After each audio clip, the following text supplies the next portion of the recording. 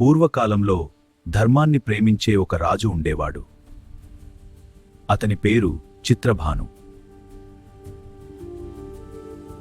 ప్రతి సంవత్సరం మహాశివరాత్రి రోజున రాజు కఠిన ఉపవాసం, జాగరణ చేస్తూ శివుని భక్తితో పూజించేవాడు. రాజా, మహాశివరాత్రికి నీవింత ప్రాముఖ్యత ఎందుకు ఇస్తావు? అప్పుడు రాజు తన పూర్వజన్మ కథను ఇలా చెప్పాడు. ఆ రోజు నా జీవితం మారిపోయింది. పూర్వజన్మలో నేను ఒక వేటగాడిని. ఒకరోజు అడవిలో వేటకు వెళ్లి దారి తప్పాను. రాత్రి పడిపోయింది. చుట్టూ చీకటి, అడవి జంతువుల భయం.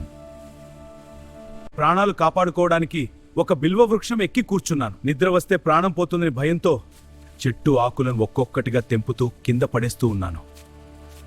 నాకు తెలియదు ఆ చెట్టు కింద ఒక శివలింగం ఉందని. నేను పడేసినవి బిల్వ ఆకులని. ఆ రాత్రంతా నిద్రలేదు, ఆహారం లేదు. తెలియకుండానే శివారాధన జరిగింది.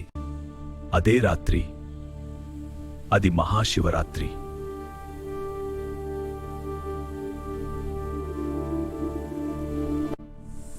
కాలం గడిచింది.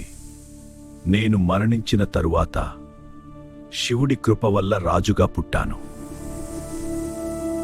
అప్పటి నుండి మహాశివరాత్రి అంటే నాకు భక్తి, ఉపవాసం, జాగరణ.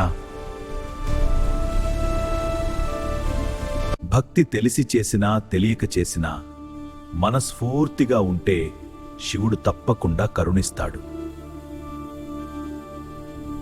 అందుకే మహాశివరాత్రి మన జీవితం మార్చే ఒక పవిత్ర రాత్రి.